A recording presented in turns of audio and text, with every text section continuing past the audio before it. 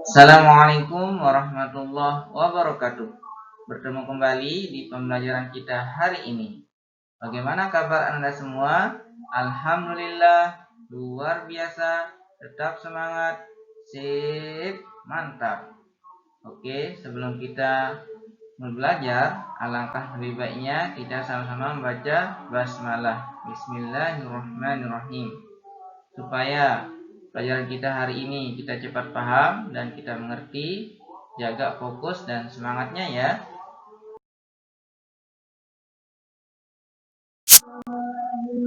Oke, pada pelajaran kita hari ini kita akan mempelajari pelajaran bahasa Indonesia. Subtema 2, tema 4 tentang lingkungan bersih di sekolah. Simak dengan baik dan jaga terus fokusnya.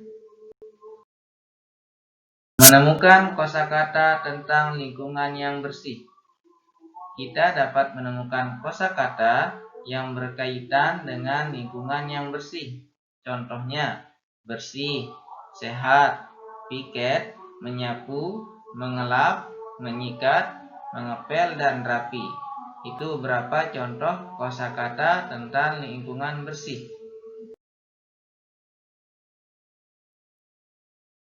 Ayo, amatilah gambar ruang kelas di bawah ini ya. Setelah kalian amati dan lihat dengan teliti, menurutmu apakah kelas ini termasuk kelas yang bersih? Apa ciri-ciri lingkungan kelas yang bersih? Nah, nanti kita akan jawab bersama-sama ya di pembahasan selanjutnya. Jadi tetap fokus dan jaga terus semangatnya.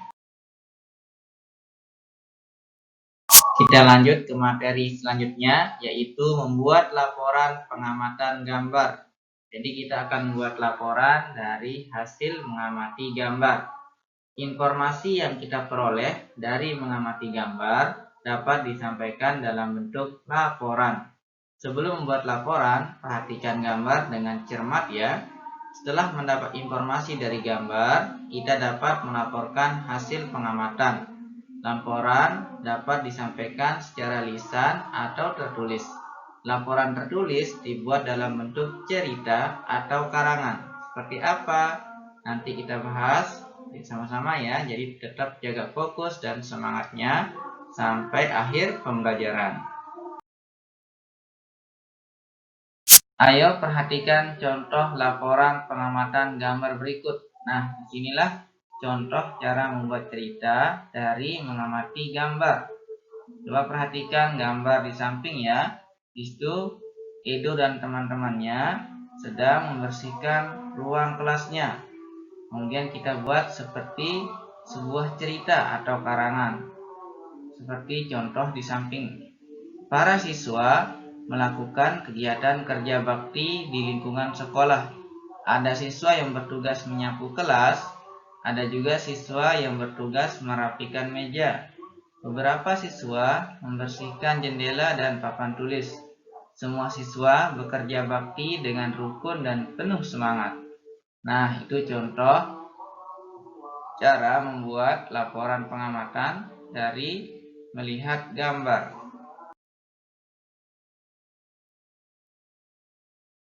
Kita lanjut, menemukan makna kata. Kosakata dapat ditemukan pada teks percakapan tentang kegiatan kebersihan dan kesehatan sekolah. Kosakata tersebut ditemukan dengan cara membaca dan memahami isi percakapan terlebih dahulu, kemudian mencari makna atau arti dari kata-kata tersebut.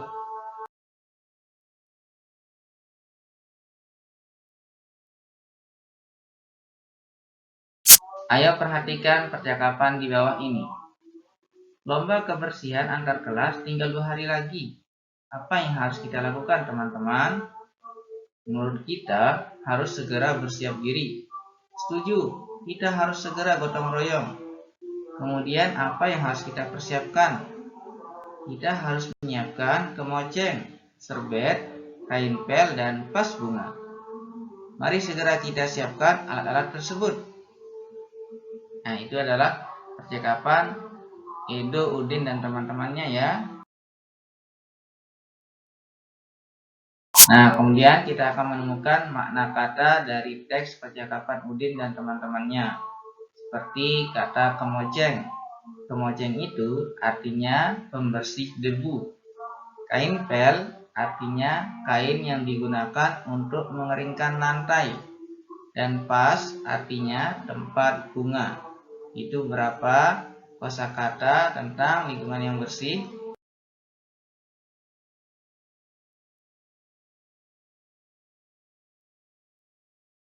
Menemukan informasi dari suatu teks percakapan. Salah satu cara memperoleh informasi adalah dengan membaca. Saat membaca teks, perhatikan hal-hal berikut. Bacalah teks dengan seksama. Tandai kosakata yang menurutmu baru.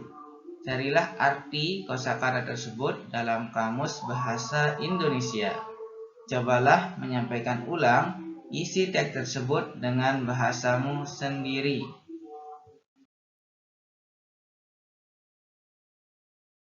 Masih dalam materi menemukan informasi dari teks percakapan ya.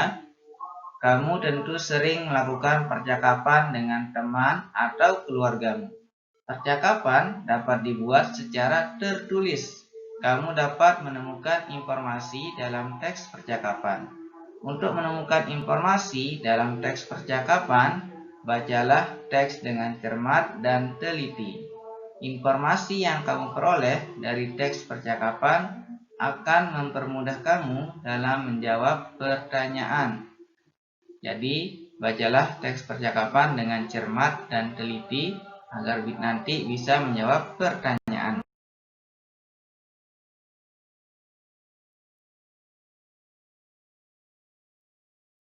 Masih di contoh teks percakapan.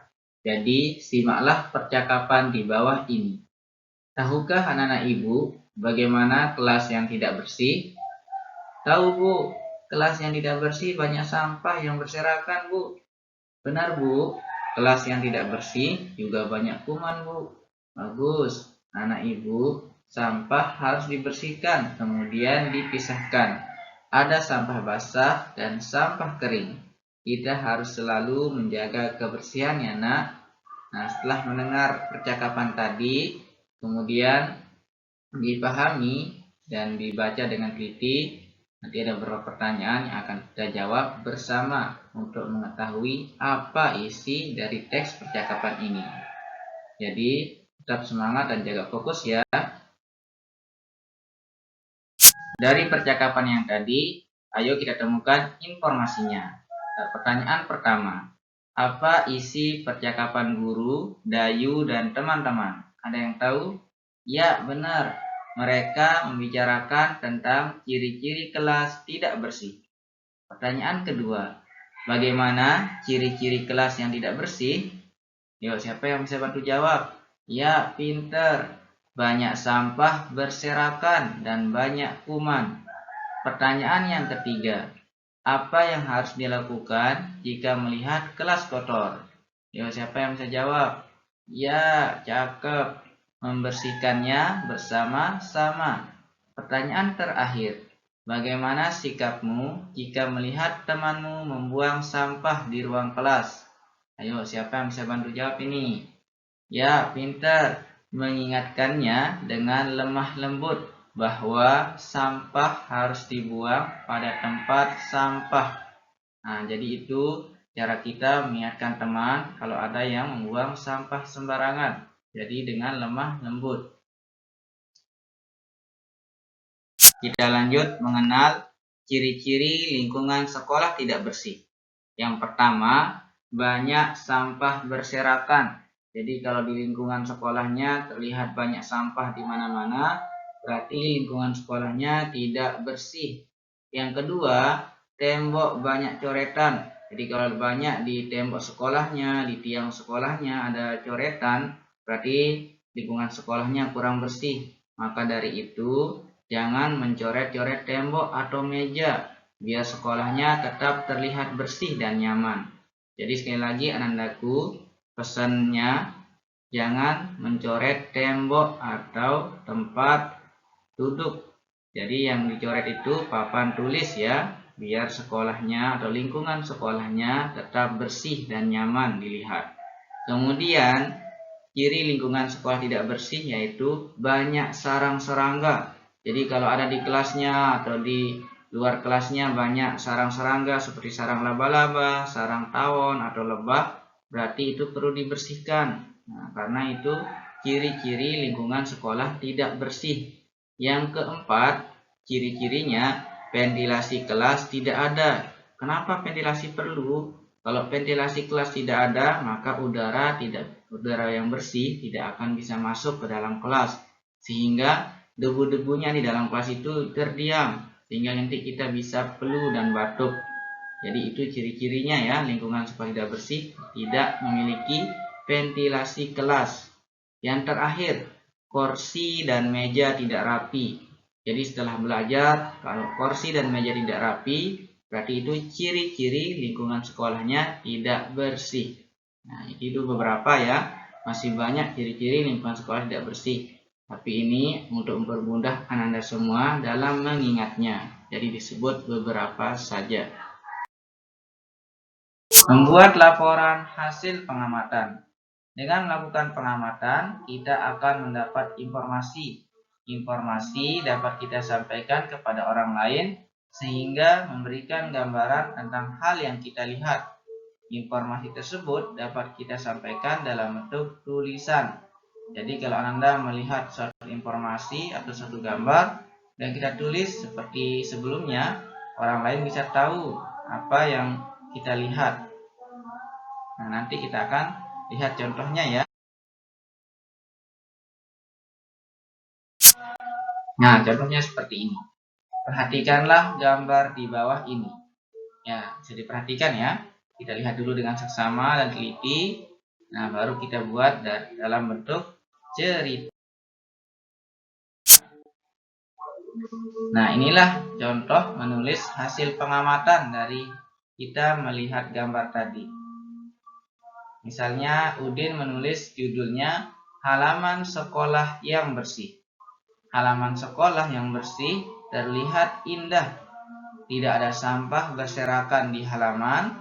Tempat sampah tertata dengan rapi dan bersih. Tanaman di halaman tampak terawat dan segar. Tidak ada rumput liar di sekitar tanaman. Nah, itu contoh menulis hasil pengamatan setelah kita melihat gambar dengan cermat dan teliti. Anda semua pasti bisa kok, ya, asalkan mau mencoba.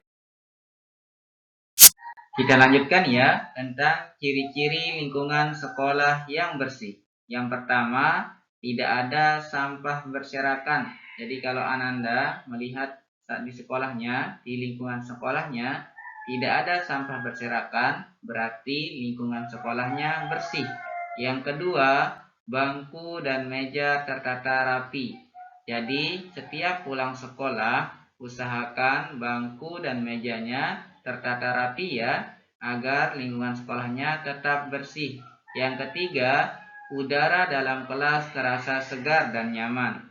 Kenapa bisa begitu? Karena ada ventilasi udaranya, sehingga debu di dalam kelasnya tidak terdiam. Yang terakhir, banyak pohon yang ditanam. Nah, kalau ada di lingkungan sekolahnya banyak pohon, berarti itu tandanya lingkungan sekolahnya bersih. Karena angin-angin atau udara datang dari pohon yang banyak. Jadi usahakan jaga pohonnya, jangan sampai dirusak ya.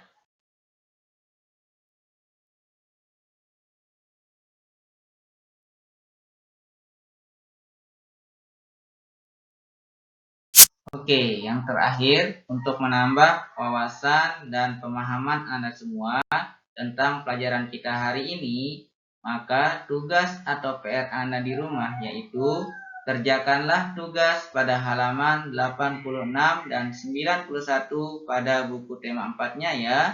Ditulis dengan rapi karena kerapian itu juga bagian daripada kebersihan dan keindahan.